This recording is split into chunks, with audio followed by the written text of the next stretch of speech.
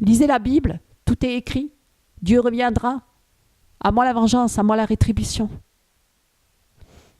Voilà. Alors mes amis, préparez-vous et cherchez Dieu avant tout. Cherchez Dieu, parce que nous sommes à la fin des temps. Nous sommes à la fin des temps. Hein. Et tout ce que nous pouvons voir autour de nous le confirme. Hein.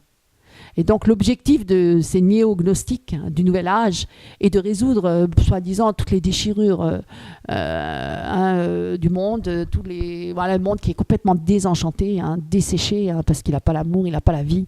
Il est vraiment au bord de l'abîme, là on peut dire, et il rappelle la priorité de tout sur les partis, qu'il faut maintenant travailler pour qu'on soit tous dans ces réseaux multiples, le universel, cosmos, spirituel et matériel, et on appelle ça l'holisme. On en parlera dans une prochaine vidéo.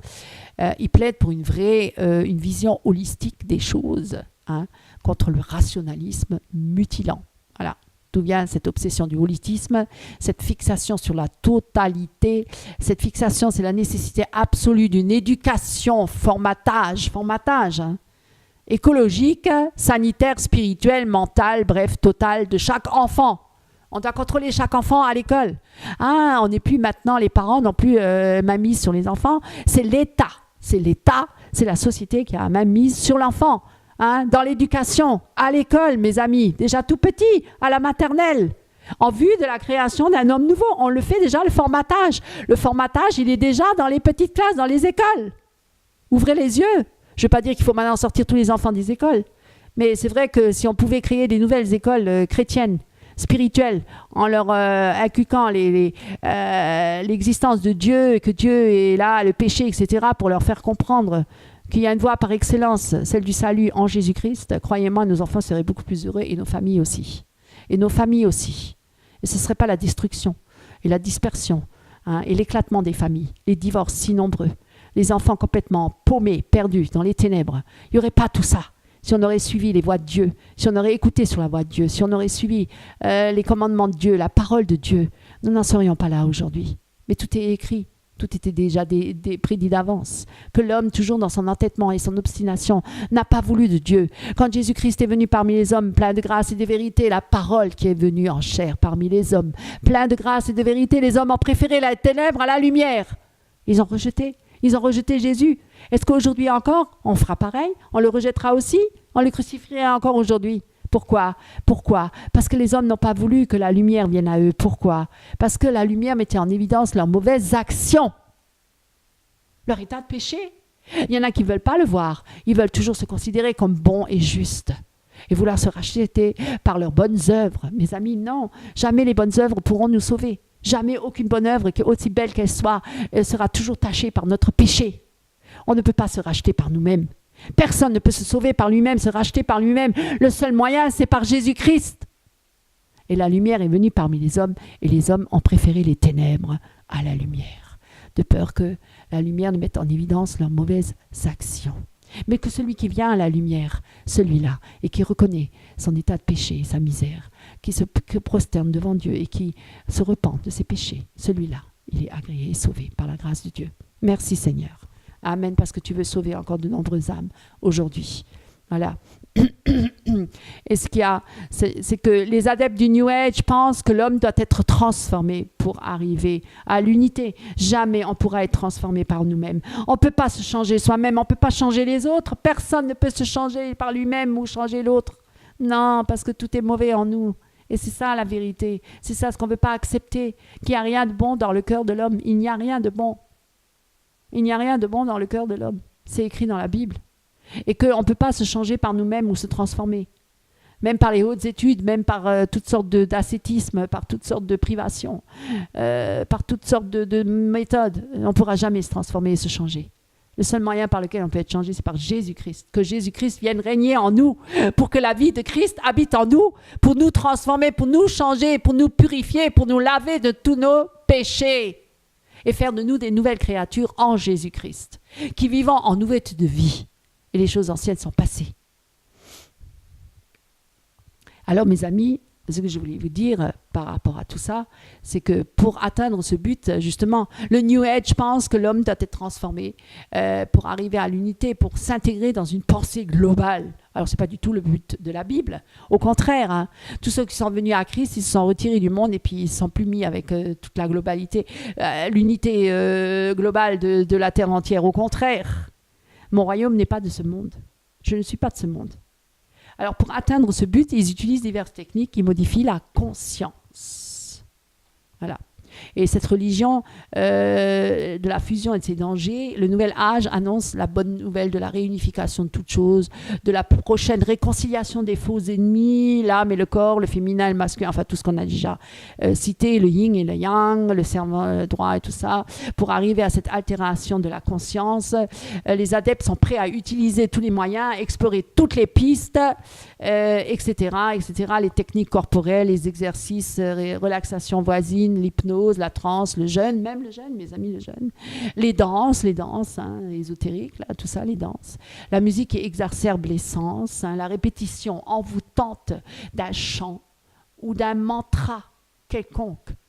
Alors ça, j'ai déjà entendu, mais parce que des fois, on peut se dire, il y a dans certaines églises évangéliques, hein, même, qui ont toujours ces mêmes chants, 2, 3 mots, Jésus vient, et puis ça, c'est à répétition, à répétition, à répétition, à répétition, Jésus vient, Jésus vient, et etc. Et tout le temps la même chose, et sans arrêt, et la répétition, le mantra, pour qu'on rentre dans une sorte de transe, hein, et puis encore un peu, voilà. Et les tambours, hein, les petits tambours, les chamans, les cristaux, les bols tibétains, etc., etc. Et on cherche à ressentir l'unité de toute chose, à éprouver un sentiment fusionnel avec Dieu, hein. Et ça, c'est beaucoup les églises, les nouvelles églises, là, avec les nouvelles révélations, hein, qui ont ces chants très à répétition pour entrer dans une sorte de soi-disant adoration. Et j'avais une fois parlé dans une vidéo précédente, ils font l'adoration de l'adoration. Ce n'est pas Jésus-Christ qu'ils adorent, c'est l'adoration de l'adoration. Voilà.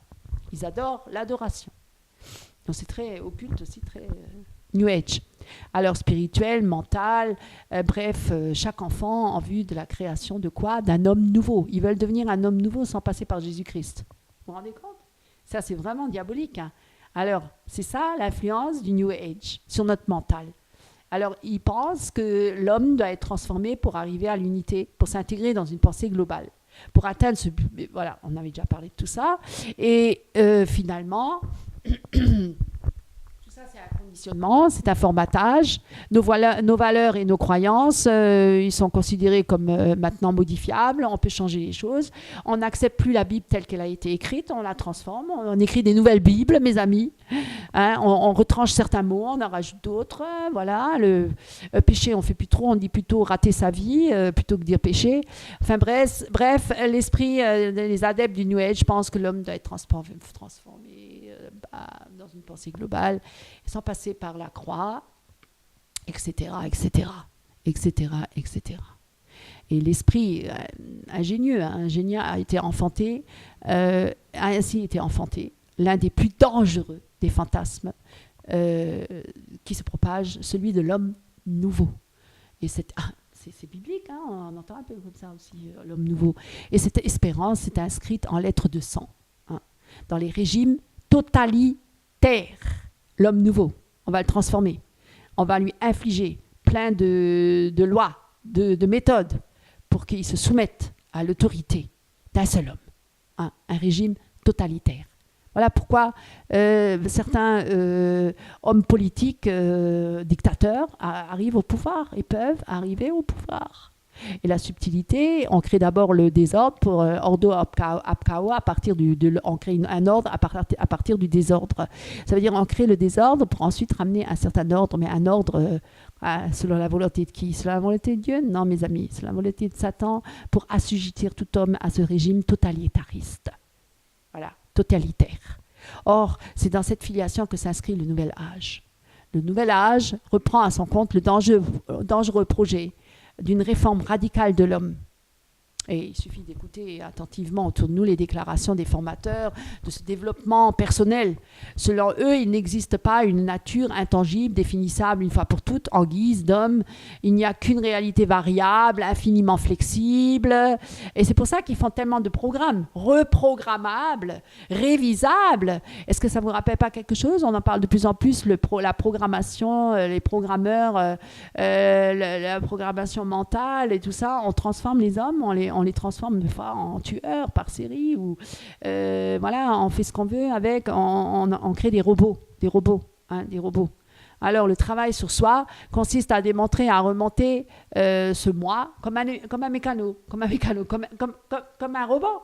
D'ailleurs, il y a certains métiers où on peut voir parfois dans les usines, on transforme les gens en robots, mes amis, en robots. Ils font toujours les mêmes gestes et toujours le même travail et ils sont là comme des robots pendant 8 heures. Voilà. Après, on les formate encore à la télé, après on les formate encore à l'école et puis on est comme des robots, on est conditionné, on est formaté, on n'est plus nous-mêmes, on est transformé. Donc, la nature humaine fait place à un artefact et la transformation personnelle s'apparente à une chirurgie mentale. Voilà, du mental, chirurgie du mental. On pratiquera voilà, on enlèvera tout ce qui ne va pas et puis on essaiera de vraiment, on éradiquera les pensées, les croyances non désirées. Non, mais que tu crois en Dieu, mais c'est plus de notre époque, ça. Et non, il faut suivre le mouvement. Et on substitue des nouvelles choses. Et même dans les églises, parce qu'on dit qu'il y a des nouvelles révélations. Des nouvelles révélations qu'on ne retrouve pas dans la Bible. Et j'en parlerai dans une prochaine vidéo. Et le mythe de la transformation personnelle nous fait entrevoir la vraie nature. Hein? Et ça se prête au nom du totalitarisme. C'est ça qui va venir, le totalitarisme. Alors, le nouvel âge est-il en passe de devenir la principale menace pour l'Évangile et pour les chrétiens?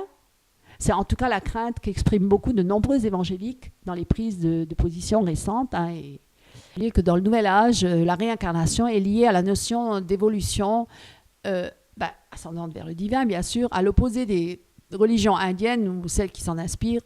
Le nouvel âge voit la réincarnation comme une progression de l'âme individuelle vers une plus grande perfection. Ce qui se réincarne est essentiellement la partie la plus immatérielle ou spirituelle de la personne, et plus précisément, c'est sa conscience, cette étincelle d'énergie qui participe à l'énergie cosmique ou christique, le faux Christ, le faux Jésus. Alors la mort n'est alors qu'un passage de l'âme d'un corps à un autre. Vous voyez ? Il n'y a plus la mort et après la mort vient le jugement. La Bible nous met en garde contre cette sagesse du monde qui est diabolique et non de Dieu et qui peut faire tomber les croyants, comme les incroyants d'ailleurs, et les induire en erreur. Cette sagesse n'est point celle d'en haut, mais elle est terrestre, elle est charnelle, elle est diabolique. Et vers cette nouvelle doctrine du nouvel âge selon laquelle Dieu est tout en tout et demeure en tous, ça c'est vraiment une hérésie, une fausseté, un mensonge. Dieu n'est pas en tout. Dieu n'est pas en tout le monde et en tout. Et l'Esprit de Dieu habite seulement, et je l'ai déjà dit tout à l'heure, en ceux qui ont vraiment accepté Jésus-Christ comme leur Seigneur et Sauveur personnel. Et cela, vous pouvez le lire dans Jean 14, versets 15 à 17, et Actes 5 à chapitre 5, verset 3. Il n'a pas dit que Dieu est présent dans les non-croyants. Non. Dieu n'est pas dans les non-croyants. Dieu n'est pas, l'homme n'a pas Dieu en lui. C'est faux, mes amis, c'est faux. Et il n'a pas dit comme le nouvel âge l'enseigne. Mes amis, mes frères, mes sœurs en Christ, soyons vigilants, mes bien-aimés. Ouvrons les yeux, ne faisons pas la politique de l'autruche.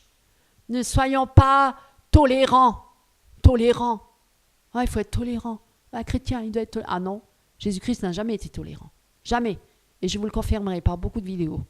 Comme certains le disent, non, au contraire, par amour de la vérité et par amour pour Christ, avertissons notre prochain de cette séduction diabolique qui possède le monde et qui s'est infiltrée dans l'Église pour tromper même les élus s'il le fallait.